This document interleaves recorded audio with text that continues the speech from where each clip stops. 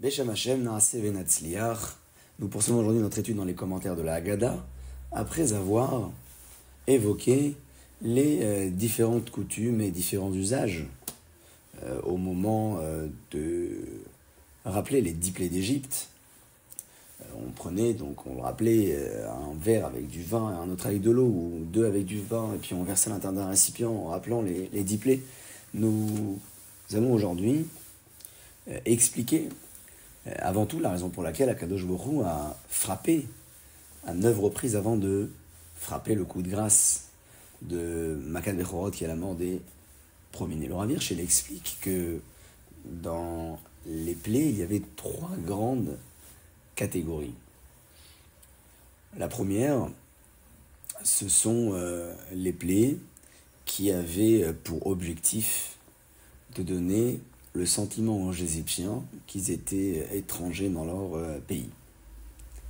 La seconde catégorie, c'était celle qui avait pour objectif de donner aux Égyptiens le sentiment d'être des esclaves soumis et quelque part dépendants.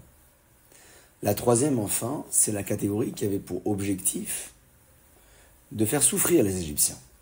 Alors dit Rav Shimshon Raphaël Hirsch qu'Akadosh Baruch Hu a souhaité, avant de frapper le coup de grâce de la mort des premiers-nés, faire vivre aux Égyptiens ce qu'ils ont fait vivre au Béné Israël, et à 3 reprises.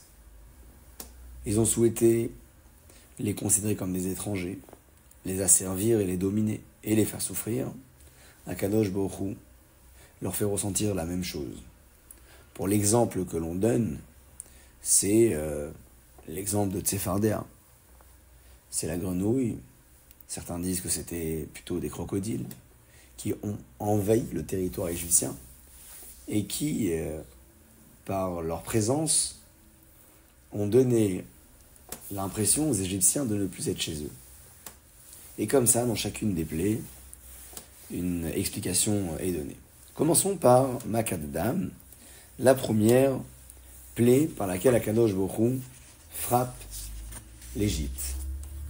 Cette plaie a été extrêmement difficile à vivre, non pas uniquement parce que il fallait boire et surtout payer au Béné Israël pour avoir de l'eau, mais parce que le Nil, qui était le point d'eau essentiel du pays, était le point de repère du roi qui se prenait comme un dieu.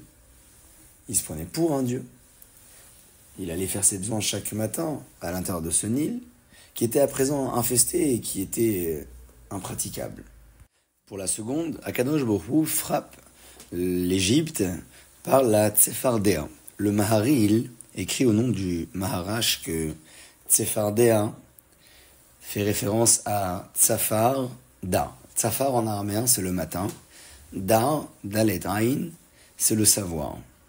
Dit le maître que la grenouille porte le nom de Tsefardéa puisqu'elle sait quand est-ce que le matin arrive, et pour preuve, elle croasse toute la nuit, et au petit matin, elle se tait. Rashi précise qu'au moment où Tsefardéa a frappé, et la terre est donc envahie par la grenouille, ou peut-être par les crocodiles, les Égyptiens s'énervaient et frappaient la grenouille de laquelle sortaient encore et encore d'autres grenouilles. On s'étonne de voir la réaction disproportionnée des Égyptiens qui se vont envahir par une grenouille lorsqu'ils la frappent, mais ils continuent de la frapper. Le Stapler écrit dans son livre Le Birkat Peretz, il s'agit du père de Raphaël Kanievski, le Rav Yaakov Israël Kanievski, que lorsque les Égyptiens ont aperçu que la grenouille qu'ils frappaient donnait naissance à d'autres grenouilles, ils ont continué malgré tout à la frapper, parce qu'ils étaient animés d'une colère indescriptible. Et plus elle en sortait, et plus ils avaient envie de se venger. Et plus ils se vengeaient, plus ils frappaient, plus les grenouilles naissaient. Ainsi disait-il, lorsqu'une personne a l'occasion de se mettre en colère, pour une raison quelle qu'elle soit, elle envenime certainement plus la situation qu'elle ne l'apaise. en se mettant en colère, on entretient la raison pour laquelle on s'est mis en colère. Alors qu'en se taisant, on laisse le sujet, la raison passer, jusqu'à disparaître. La terre est envahie par la grenouille qui va de part et d'autre et dans tous les coins et recoins et jusqu'à les fours même des Égyptiens, lieu dans lequel elles vont être protégées par la main d'Akadosh Baruch Hu puisqu'elles ne vont pas brûler. La Gemara dans Psachim raconte que Hanania, Mishaël et Azaria ont appris du comportement des grenouilles lorsque le roi Nebuchadnezzar les avait convoqués et qu'il leur fallait faire un choix. Ils ont décidé de ne pas se prosterner, de ne pas se soumettre en se laissant emporter par les flammes de ce feu. Leur référence, c'était la grenouille, disent les maîtres de la Gemara. Ils se sont dit que si la grenouille qui n'était pas soumise à la règle du Kedushat Hashem, c'est-à-dire de la sanctification du nom de Dieu, et malgré tout, elles ont fait le choix de se sacrifier et d'entrer dans les fours, nous, qui sommes concernés par ce devoir-là de sanctifier le nom de Dieu, a fortiori que nous devons le faire.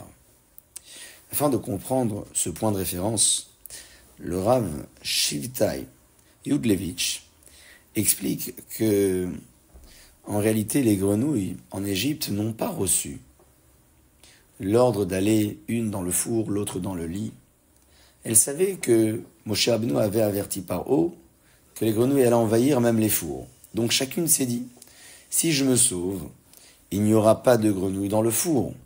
Finalement, le nom d'Akadosh Baruch Hu va être profané, puisque Paro finirait par dire, tu vois bien, Moshe Rabbeinu, il y avait, mais pas dans les fours.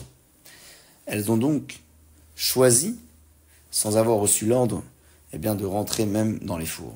Hanania, Mishaël et Azaria également auraient pu certainement se sauver du royaume. Mais ils ont fait le choix de rester pour ne pas que le nom d'Akadosh Baruch Hu soit profané par leur absence. Alors en réalité, ils auraient pu l'apprendre du verset Uvrol Nafshecha, dans lequel nous disons, dans la lecture du schéma, que nous devons nous soumettre à Akadosh Baruch Hu à tel point de lui offrir notre vie. Mais cette référence parle uniquement des situations dans lesquelles nous n'avons pas le choix. Or, Hanania, Mishaël et Azaria auraient pu largement se sauver, ils ne l'ont pas fait parce qu'ils ont appris des grenouilles. Et pour ne pas que le nom Hachem soit profané par leur absence, ils sont venus et ils sont entrés dans les feux. Et ils ont été protégés des flammes. Pour ce qui concerne à présent la troisième plaie, Kinim, l'époux, le Ritva explique que, au sujet de toutes les plaies, la Torah précise que les enfants d'Israël furent épargnés, alors que pour celle-ci, ce n'est pas mentionné. En réalité, tout le monde a été touché, mais le peuple d'Israël n'en a pas souffert. C'est pourquoi, lorsque les Égyptiens, magiciens, ont tenté de reproduire ce scénario-là, qu'ils n'ont pas réussi, ils ont dit « Etzba Elokimi », c'est la main de Dieu. En pensant que, bien évidemment, il y a ici un Dieu qui contrôle les lois de la nature. Et donc, c'est finalement pour cela que les poux sont arrivés ici. Mais ça a touché tout le monde, puisque ça ne concernait pas uniquement les Égyptiens. Et pour preuve, les Juifs étaient également touchés. C'est pourquoi, à ce moment-là, Paro a à nouveau endurci son cœur. Vient ensuite la Makatarov, les bêtes sauvages, qui sont arrivées d'une manière très particulière, comme l'explique le Hatam Sofer, à travers les versets référents, qu'Akadosh Baruch Hu les a envoyés en Égypte avec leur environnement naturel pour que celles-ci puissent évoluer de manière optimum. Et tout cela a montré encore une fois combien Akadosh Baruch Hu dominait non pas que la loi de la nature, mais également l'univers tout entier qu'il a lui-même créé. Pour la plaie de la peste, le verset dit que le bétail des enfants d'Israël, il n'en mourut pas un. Et pourquoi avoir formulé de cette manière-là? Le Gaon de Vilna explique que avant le don de la Torah, l'appartenance au peuple d'Israël était transmise par filiation patriarcale. Or, il y avait une femme au nom de Shlomit Badivri qui avait été abusée par un Égyptien, et de cette union naquit un fils. De ce fait, cet homme, qui était finalement égyptien, perdit son bétail durant la plaie de la lèpre. Mais Paro, ignorant les origines de ce personnage, crut que chez les nés Israël, il y avait aussi des pertes de bétail, et c'est pour cela qu'il endurcit à nouveau son cœur. Pour l'époux, le verset indique, comme l'expliquent nos sages, notamment le Keliyaka, que les sorciers ont été frappés plus durement, puisque même leur apparence a été complètement ternie, ils ont dû disparaître du palais royal, alors que les Égyptiens étaient, oui, envahis de poux, mais leur apparence n'avait pas changé. Pourquoi? Puisque dans les 5 premières plaies, ce sont les sorciers magiciens qui donnaient l'impression à Paro que c'était le résultat d'un phénomène climatique ou autre tout à fait naturel. Et donc c'est eux qui emmenaient Paro à s'endurcir le cœur. Une fois que les 5 premières sont passées, pour les 5 dernières, c'est Hachem lui-même qui allait endurcir le cœur du roi. Il n'avait donc plus besoin de la présence des sorciers, c'est pourquoi il les a chassés de devant Paro, avec une plaie beaucoup plus forte que toute la population. Au moment où Makat Barad, la grêle, a frappé, Moshe Rabbeinu, je précise le texte, a dû sortir du pays pour prier afin qu'elle s'arrête. Et pourquoi? Parce que les Égyptiens vénéraient l'agneau. Or, ils avaient reçu le commandement que tout celui qui craignait Dieu devait rentrer ses animaux à l'intérieur de la maison. L'agneau étant une idole et très présente dans les maisons égyptiennes à ce moment-là, pour être épargné pour les fameux croyants, Moshe Rabbeinu ne pouvait donc pas prier dans la zone résidentielle. Il a donc fait le choix de quitter et de prier à l'extérieur. Parlons à présent de Harbé, la plaie des sauterelles, qui, selon toujours les versets référents, ont frappé non pas que les zones annoncées par Moshe Rabbeinu, mais aussi les légumes qui n'avaient pas été prévus au départ. Pour cette raison-là, explique le Rav Yitzhak Kofef, que Paro a pris peur jusqu'à croire que la plaie allait devenir mortelle, puisque elle l'a réellement ravagé, même les zones qui n'avaient pas été prévues au départ par Moshe Rabbeinu. Le pays est frappé à présent par l'obscurité, même si 4/5 en sont morts. Dathan et Aviram ont survécu, puisqu'ils avaient, malgré tout, comme dit le Roche, la foi en l'espérance, et la délivrance était liée justement à cette foi et pas essentiellement sur la piété des uns et des autres.